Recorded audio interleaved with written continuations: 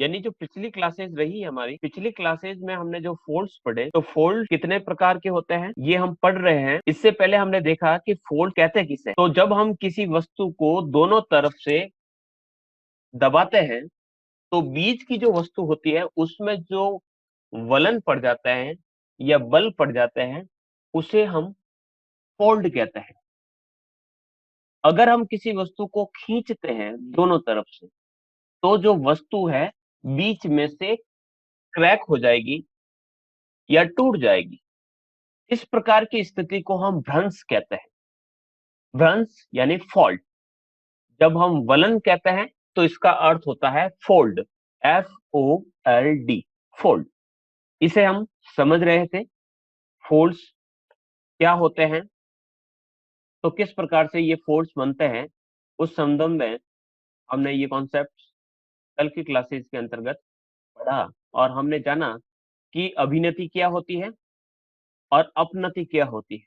तो वलन का जो ऊंचा उठा हुआ भाग उसे हम अपनति, अपनति या एंटिक्लाइन, अप यानी ऊपर, याद रखिएगा अप का अर्थ हो गया ऊपर, और अभी यानी नीचे, नीचे दशा भाग अभिनति, ऊपर उठा भाग अपनति।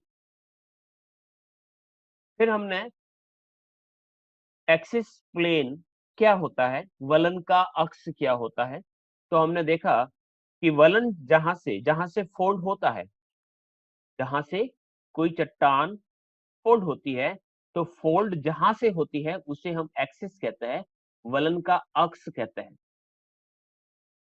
ऊंचा उठा हुआ भाग एंटिक्लाइन, अपनति।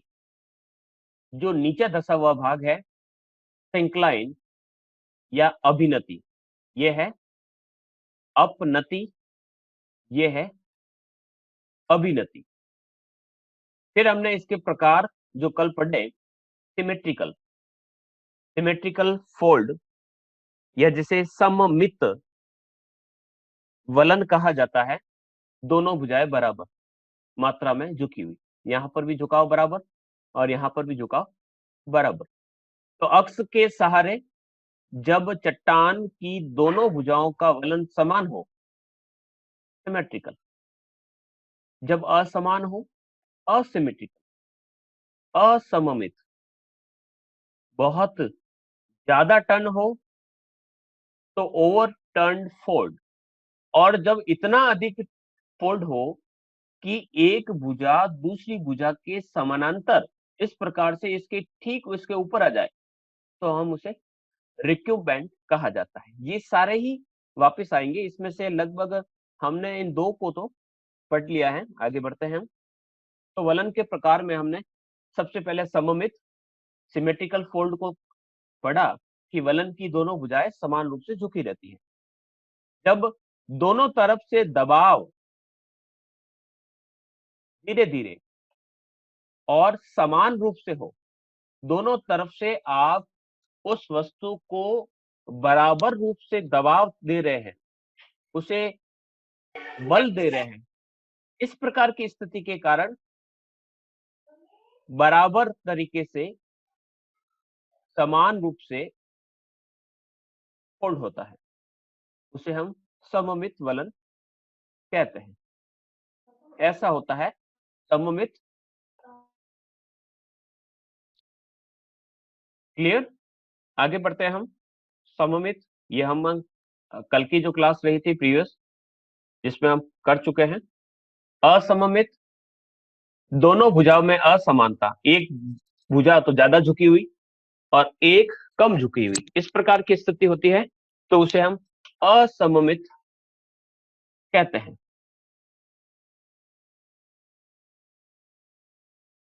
एक दिग्नत, मोनोक्लाइनल, जिसमें एक भुजा बिल्कुल सीधी,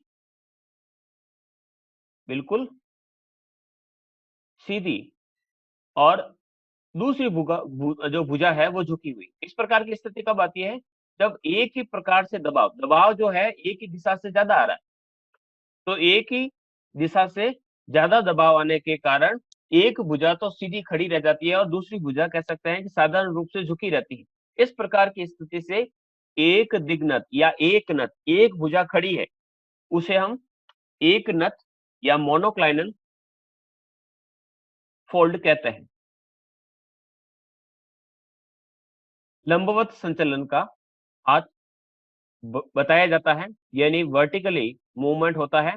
अधिक संपीड़न होने के कारण वलन के टूट जाने की संभावना रहती है। कभी कभी इस प्रकार की स्थिति के कारण वलन टूट भी जाता है, और जब टूट जाता है तो फॉल्ट बन जाता है। इसको हम पढ़ेंगे, फॉल्ट, जो हमारा नेक्स्ट चैप्टर रहेगा।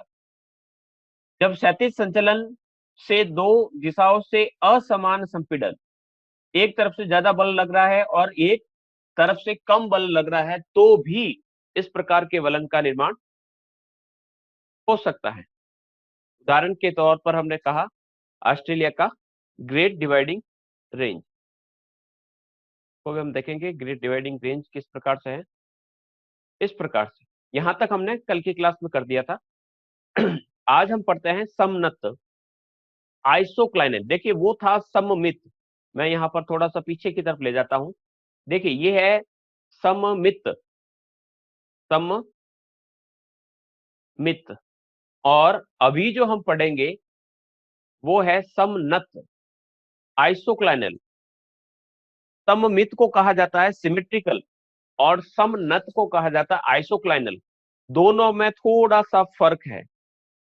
जब हमने सममित की बात की थी, उसमें आपने देखा था कि जो वलन की जो भुजा है, वो दोनों वलन के अक्ष के दोनों तरफ, मान लीजिए यहां से फोल्ड हुआ है, जो सीधी लाइन खींची है वहां से फोल्ड स्टार्ट हुआ है, तो फोल्ड का जो एक्सिस है उसके दोनों तरफ चट्टान जो है बराबर रूप में झुकी हुई है, तब तो उसे सममित कहा जाता है। लेकिन अक्ष जो है इस प्रकार से तिरछा हो,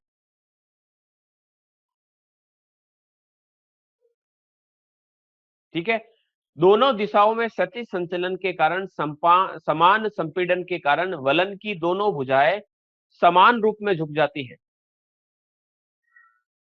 वलन की दोनों भुजाएं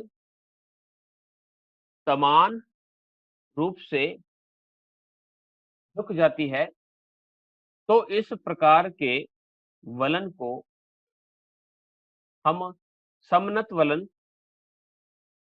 कहते हैं। इसमें दोनों भुजाएं इतनी समीप आ जाती है कि दोनों भुजाएं समानांतर हो जाती है, समान रूप से इस प्रकार से समानांतर हो जाती है। तो समानांतर भुजा वाले जो वलन होते हैं, ये वाले, आप देखेंगे कि ये लाइन जो है इसके ठीक समानांतर आपको वलन का अक्ष देखेंगे, जहां से फोल्ड होता है वो है वलन का अक्ष। तो वलन का अक्ष जो है उसके सहारे ये जो टर्न है वो बराबर तरीके से हो रहा है। तो इस प्रकार की स्थिति को हम समनत वलन कहते हैं, समान रूप से झुका हुआ। समनत वलन की भुजाएं परस्पर समानांतर होती है, लेकिन क्षैतिज दिशा में नहीं।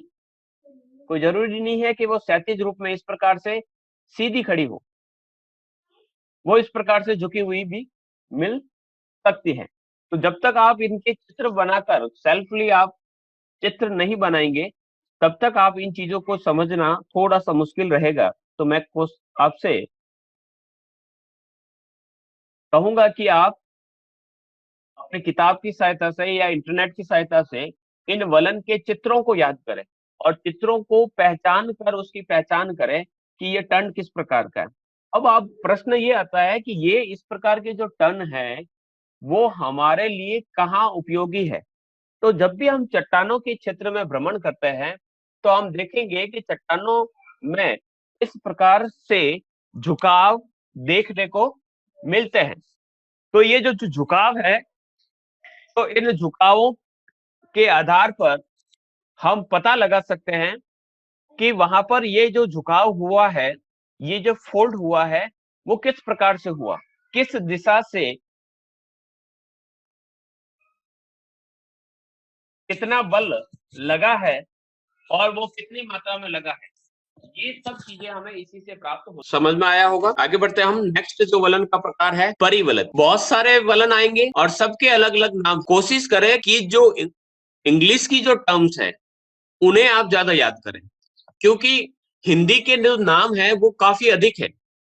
जैसे कि इसी वलन का, जिसको रिक्यूम्बेंट नाम एक है, लेकिन इसे हिंदी में परिवलित वलन वलन और श्यान वलन भी कहा जाता है। तो इससे अच्छा है कि आप इंग्लिश की टर्म याद करें कि रिक्यूम्बेंट फोल्ड क्या होता है। क्या होता है समझते हैं। जब क्षैतिज संचलन, देखिए ये जो शब्द आते हैं क्षैतिज, क्षैतिज का अर्थ होता है हॉरिजॉन्टल। जिस प्रकार से मैंने ये जो लाइन खींची है ये है क्षैतिज।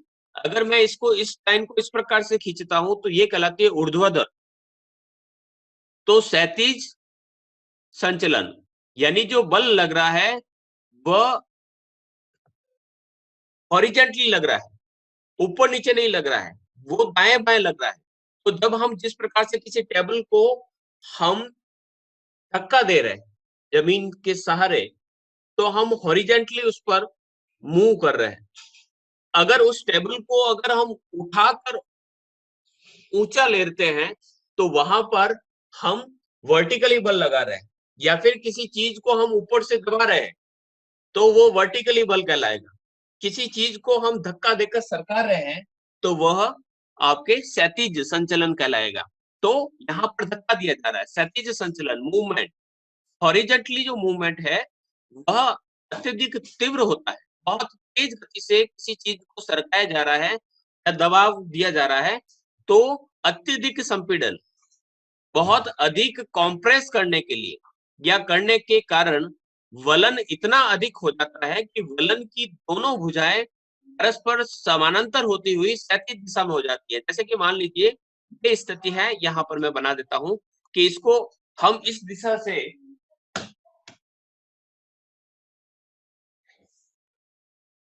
प्रेस कर रहे हैं, दबा रहे हैं, और दूसरा जो दबाव है वो हम इस दिशा से दबा रहे हैं।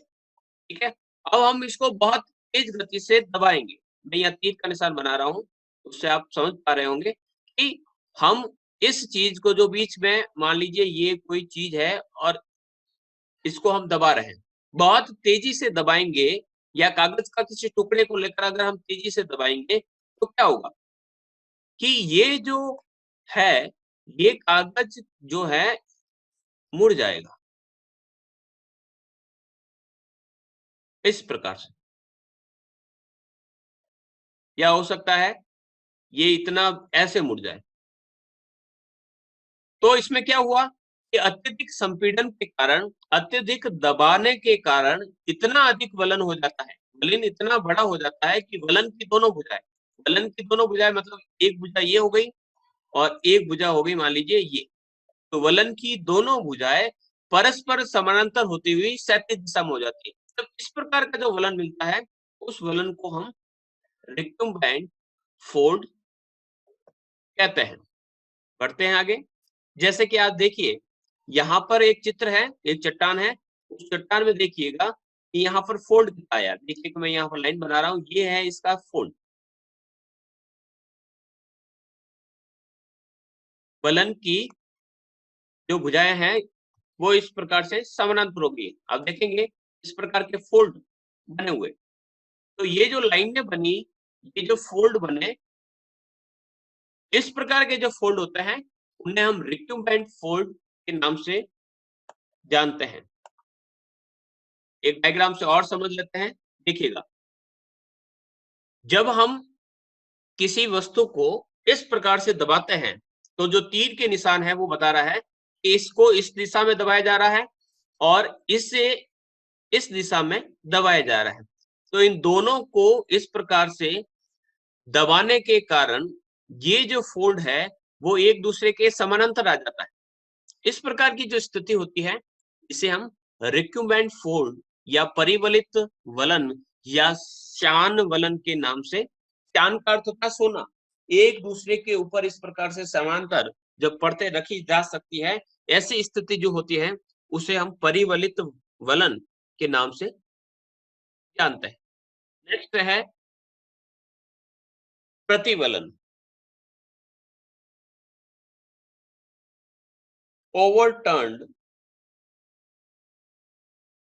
फोल्ड।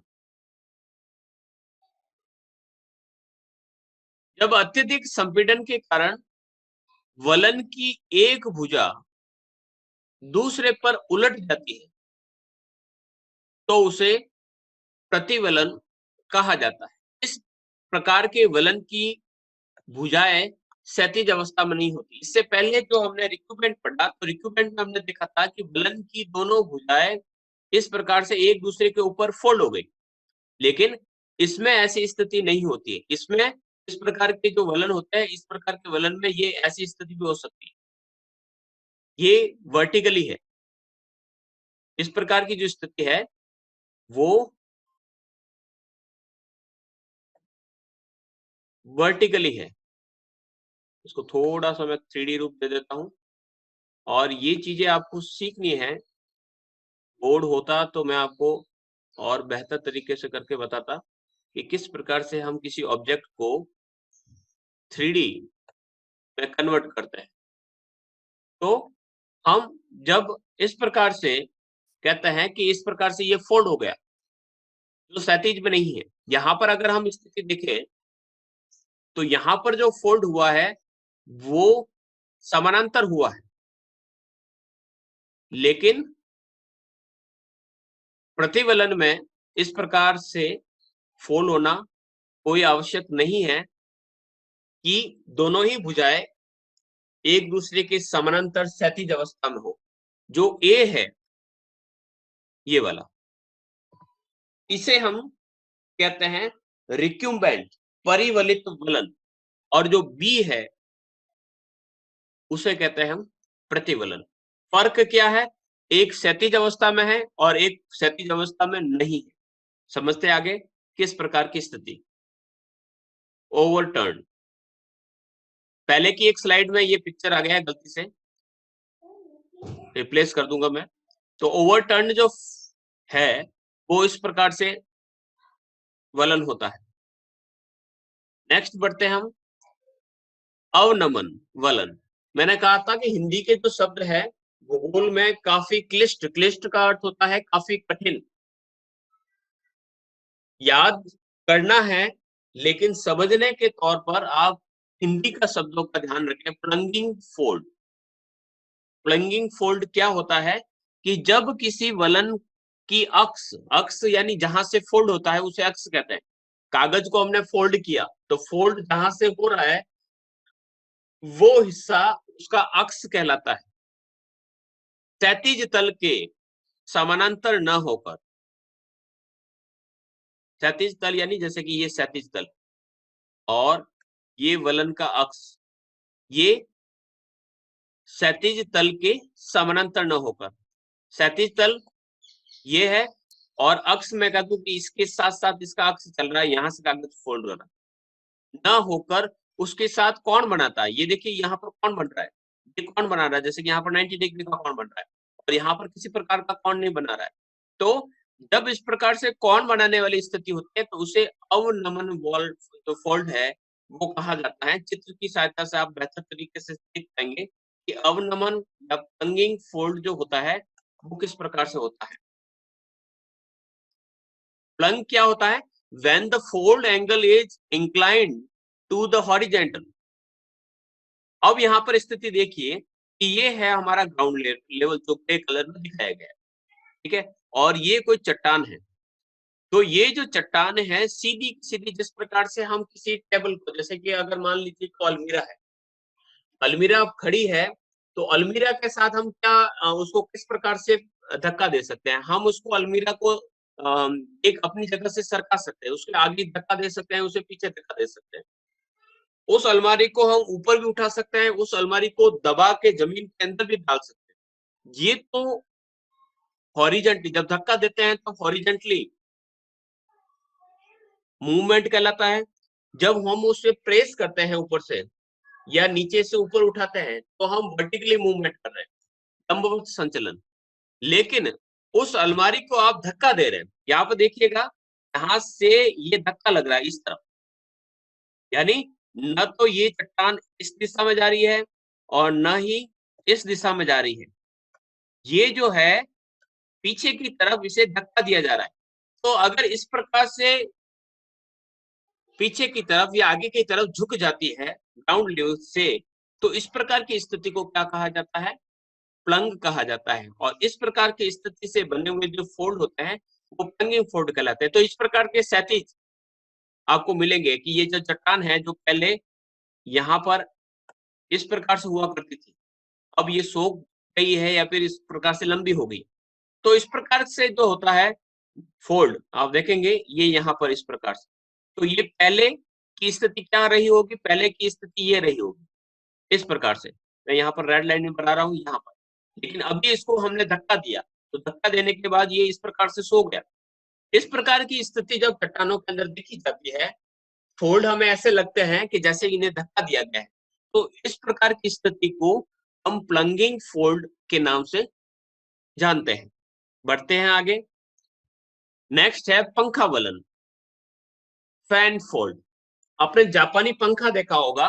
पंखे का अर्थ होता है, देखिएगा आपने पंखे का जो कह सकते हैं, मैं यहाँ पर जो मेरा तात्पर्य है वो है इस प्रकार से फोल्डिंग वाला जो पंखा देखा होगा आपने, तो हम कागज से अक्सर बना देते हैं, कागज को फोल्ड करके बीच में से पकड़ कर हम इस प्रकार से कभी खेल खेल में ही इस प्रकार का पंखा बना देते हैं।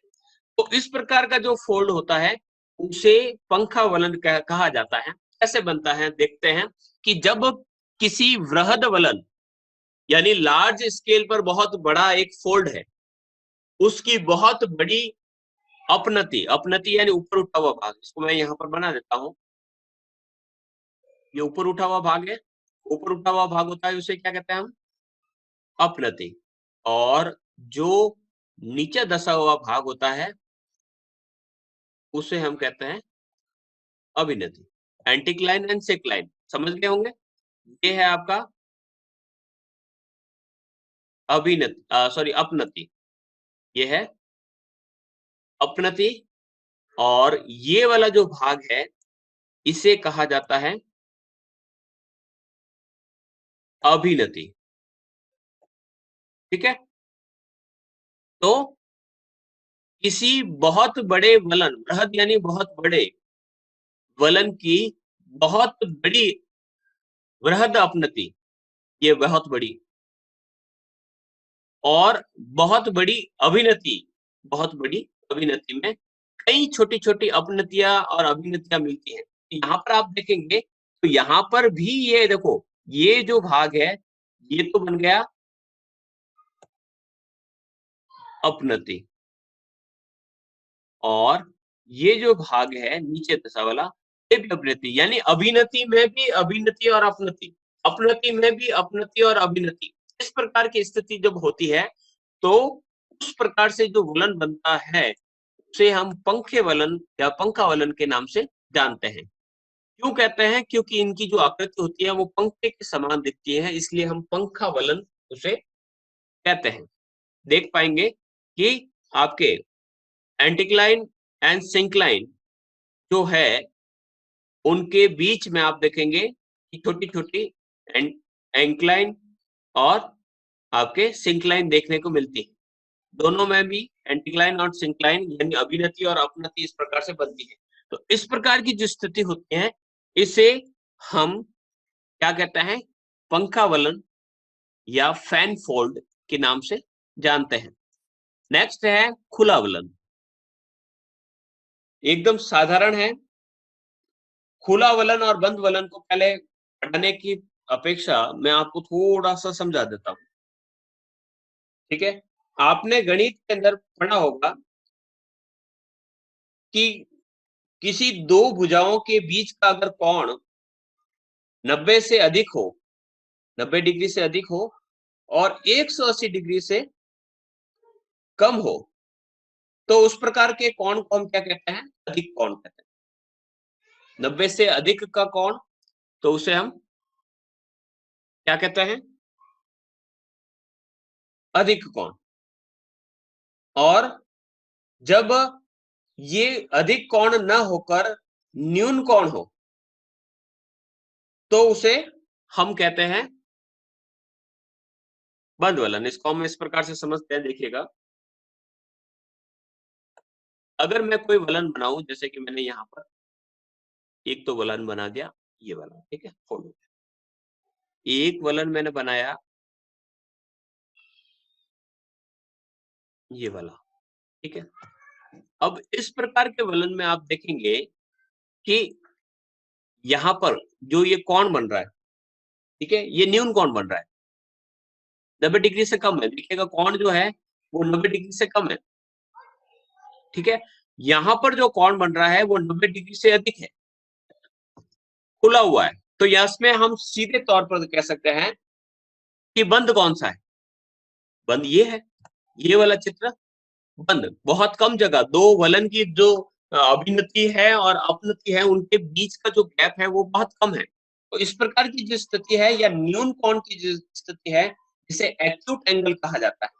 जब एक्यूट एंगल होता है तो हम उसे क्लोज फोल्ड कहते हैं।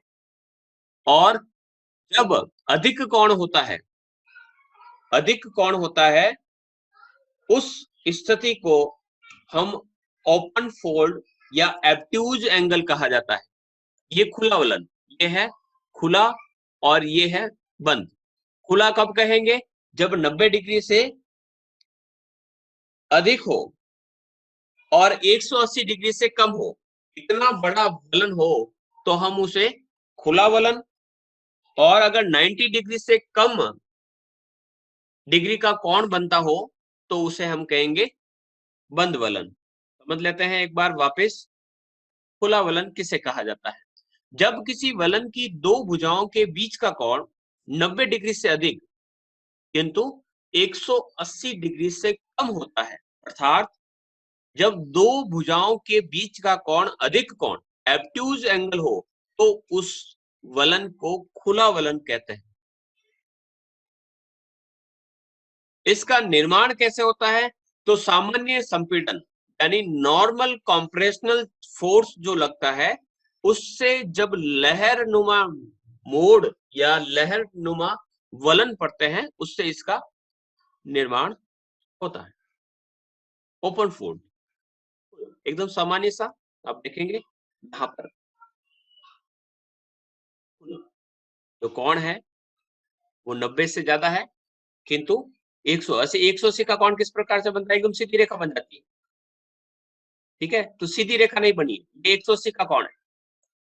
यहाँ पर जो बन रहा है वो कोण बन रहा है इस प्रकार से, 180 से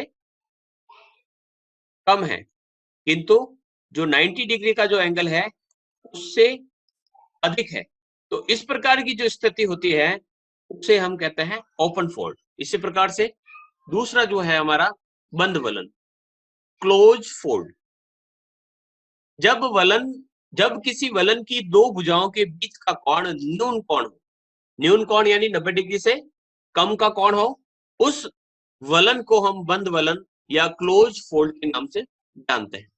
निर्माण अत्यधिक संपीड़न के कारण। देखिएगा वो जो हमने खुला वलन पढ़ा, उस खुले वलन में हमने देखा कि जो इसका निर्माण होता है वह सामान्य संपीड़न, एकदम नॉर्मल से किसी वस्तु को दबा रहा है, यहाँ से दोनों तरफ से जो रेड जो एरो लग रहे हैं वो बहुत धीरे धीरे इसको दबा रहे हैं, तो एक सामान्य सा फॉल्ट बनेगा। अगर इसको हम धीरे से दबा देते हैं तो एक सामान्य सा फॉल्ट बनेगा, लेकिन अगर उसको बहुत तेज गति से हम दबाएंगे तो वहां पर जो फोल्ड बनेगा वह न्यून कोण के रूप में बनेगा, इस प्रकार से बनेगा, ठीक है। तो यहाँ पर अगर हम देख लेते हैं कि वलन को किस प्रकार से, हमने कहा कि आपके 90 डिग्री से कम, आप देखेंगे कि इस प्रकार से ये स्थिति जो होती है, ये वाली इस प्रकार की स्थिति जो होती है, इस प्रकार की स्थिति को हम क्या कहते हैं? बंद वलन। और जब इस प्रकार की स्थिति होती है, बहुत ज्यादा थोड़ा सा खुला हुआ, तो उसे हम कहते हैं खुला वलन। तो बंद वलन और खुला वलन आप अच्छी तरीके से समझ गए होंगे। नेक्स्ट है ग्रीवा खंड या नापे।